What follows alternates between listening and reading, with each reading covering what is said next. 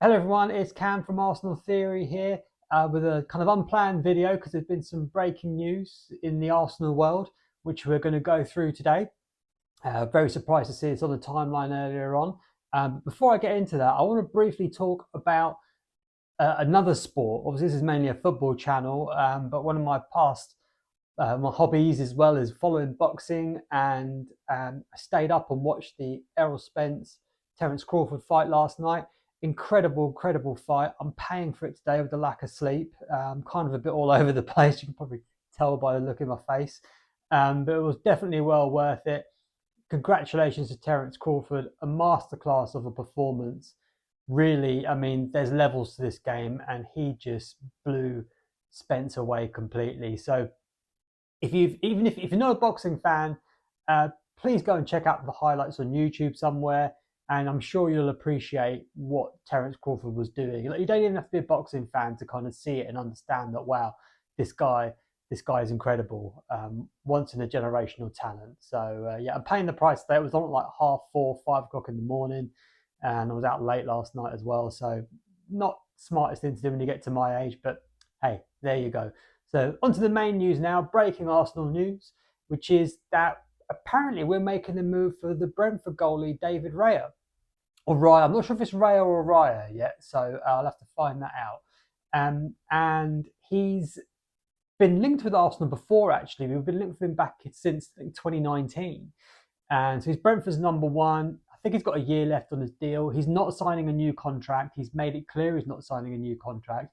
Brentford are happy to sell. They've said, "Look, we're looking to sell the player. It's just a case of who could come up with the Benjamins, you know." So he's been linked with Bayern Munich as well, but apparently prefer to stay in London, and he is keen on the move to Arsenal. Now, a lot of people saying that this is a lot of people are either saying this is really great or this is really bad, and there's nothing kind of in between on it really. So it's highly unusual to have two keepers at that level at the same football club. In fact, one of the last teams to do it, in a way, you could argue, were Arsenal with when they had Ramsdale and Leno.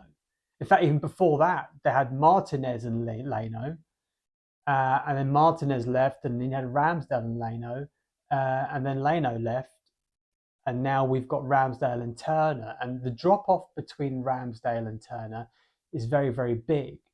But also as well, is Turner providing Ramsdale with enough competition? And that is what needs to be. Most people think no, essentially. Like, to think of the amount of errors Ramsdale would have to make before Turner would seriously be considered to take his spot, it would be horrific. But is he push is he able, and I think Ramsdale maybe subconsciously or consciously kind of knows that. I didn't like what I saw from Ramsdale on the tour in America, and I'm not just talking about the performances either. He looked far too relaxed to me, and it really showed in the penalty shootout, I thought, against Man United. I mean, he almost looked like he was kind of laughing and joking during that.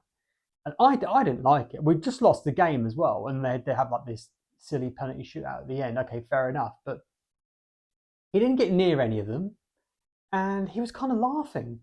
And I was thinking, this isn't. We've just been beaten by Man United, and this is how you're reacting. His record against penalties, I don't think, is particularly that great. Although I should really hold fire on that because I don't have the stats to back that up exactly right now. Um, so yeah, David Raya. Now, the other side to that is, this is great. It's Arteta being ruthless, showing competition for places, and this is a good thing. But how do you keep two keepers at that level happy? Ramsdale just signed a new contract last season, so he's probably not going anywhere. And so I'm not sure what kind of fee you're going to have to get. You're going to have to pay to get Raya in as well. It's a very interesting sign. It makes sense in theory. He's a ball playing goalie. He's good with his feet. He's good at crosses. Good at shot stopping. Um, he's probably a bit too short for my liking. I have no idea on his temperament, and that's the issue with Ramsdale. And one of the problems you've got is, I think Mikel maybe might think he has, is in a back five. If you've got Gabriel and Ramsdale, who have both got a rick in them. Let's be honest here. Gabriel, he actually had a better season last season, but he has got, they call it the Bozone gene. He just does have these moments where he kind of loses his head. He's not ice cold. And it costs us. It cost us in pre-season with that kind of weird pass. Oh, that wasn't even a pass, sorry, where he just went to trap the ball and completely missed it, and Sancho was in on goal. We've had it against City a couple of times where he's got really rash and giving penalties away. And so maybe the thinking is that, look, you can have one of Gabriel and Ramsdale, but to have both of them is just too many opportunities for too many big mistakes that are going to cost us in the really, really big moments. And, we had that last season with Tomiyasu against City, made a huge error at home. Now, I'm not blaming, I suppose I am blaming Tomiyasu there, but it's an example. Ramsdale against Southampton, in the first minute, just bang, made an error, just a mental mistake. And we're 1-0 down after like 30 seconds or whatever it was. He made two errors, I believe, in the pre-season against United and against Barcelona as well. Two long distance shots, and his timing was just all off. It was all off. The Barcelona one, the free kick, it did get a deflection, to be fair to him, but still, it was very far out. He had plenty of time to readjust, but he hadn't set himself up correctly, probably. So, these are mental errors, and you look at him, and he looks jittery. He doesn't look calm. Whereas you look at Edison or Alisson, those goalies make mistakes as well, but you couldn't really tell what they were thinking. I imagine Edison and Alisson are very good at poker, right? Because you just can't really read them. Whereas Ramsdale, you can read him like a book. He's just a bit all over the spot. Now, he's young for a goalie, so maybe he can develop that kind of, that kind of nothingness behind the eyes, where he just looks dead behind the eyes, but actually he's in full kind of control of what's going on. But he's nowhere near it. And so there was a part of me that thought, I wonder if the club, maybe they're not really too serious about it, but maybe they've kind of leaked something somewhere or let something get out to give Ramsdale a kick up the arse, basically. Because if you're Ramsdale, they're not. Arteta hasn't sat Ramsdale down to one side, I'm assuming, and gone, well, look, we're looking at getting in the Brentford goalie, David Raya. It's like, well, it's really none of Ramsdale's business. So he's probably found out the same as everyone else has. He's probably, watching the World Cup or something at home, watching a movie with his missus, flipped on his phone and seen Ornstein going, hey, look, Arsenal are in for David Raya. And he's probably thought, oh, shit. And hopefully this will be the kind of making of him, really. So I'm surprised.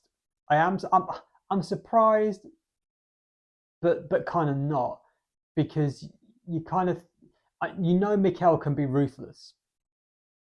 And so it really shouldn't come as that much of a shock.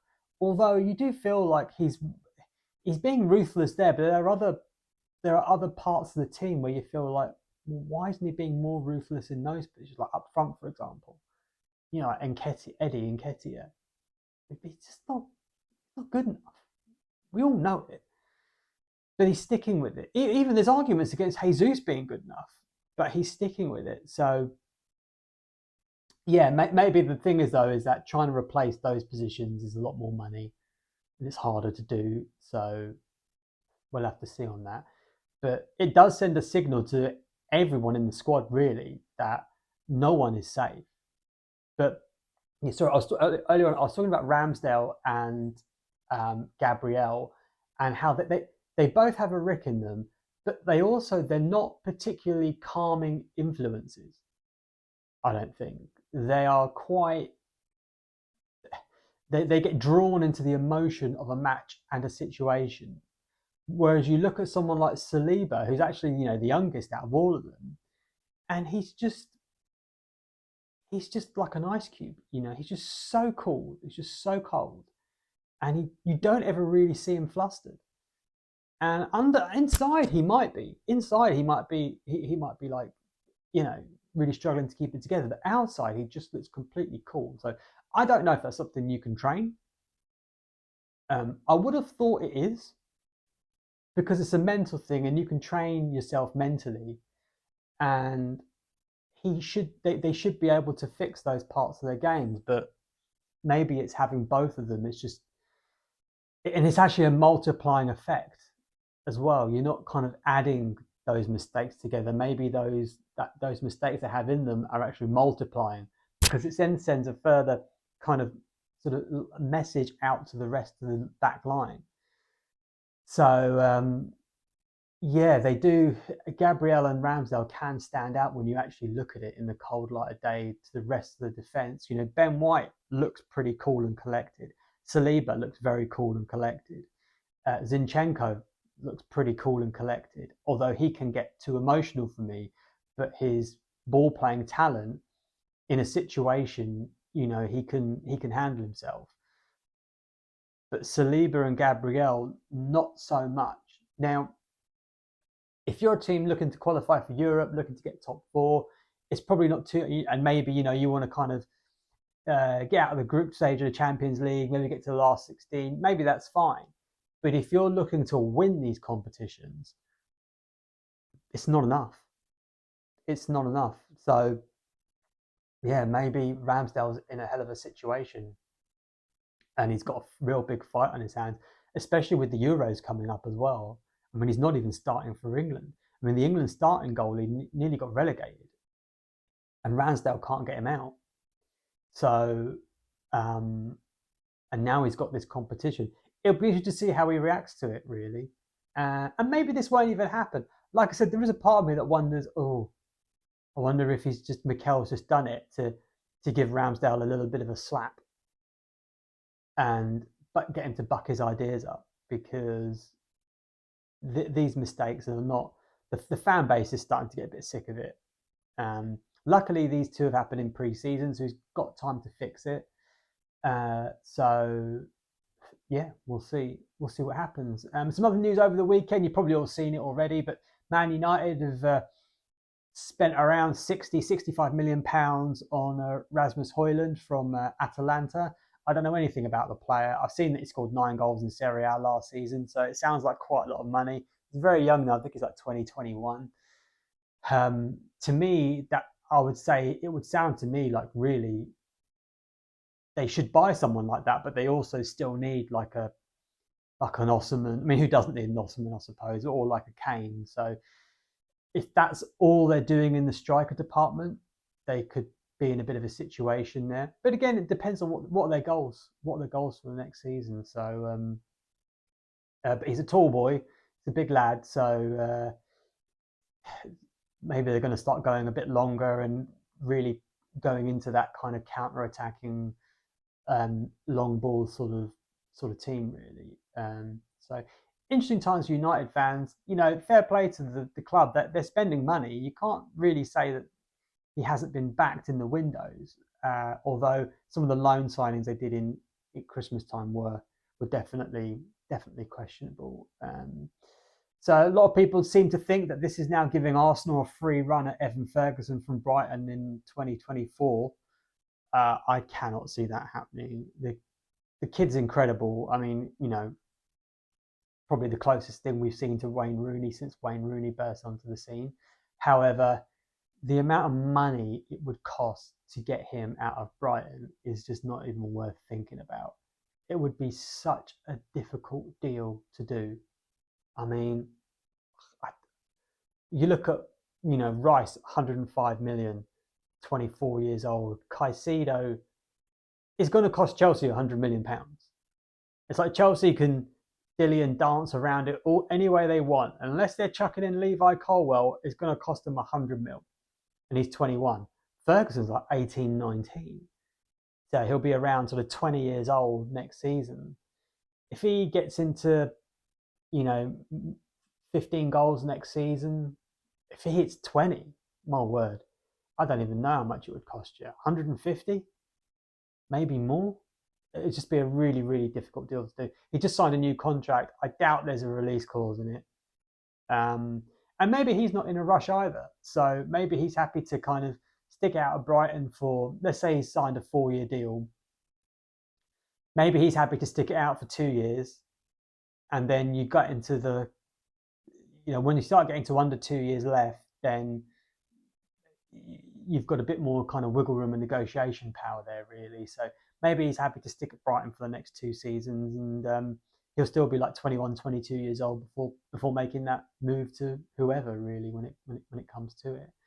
I saw some stuff as well about Liverpool apparently making a loan move for Mbappe. I mean, stranger things have happened. I'll say that stranger things happen, but I don't think he's going to end up going to Liverpool. So I wouldn't get too excited about that if you're a Liverpool fan. But anyway, breaking news: David Raya from Brentford, looking like it's. I mean, when Ornstein's tweeting about it, Arsenal clearly mean business. So yeah, we'll see how that develops over the next few days. Thanks very much for watching. If you enjoyed the video, please like and subscribe, and I'll see you in the next one. Cheers. Bye bye.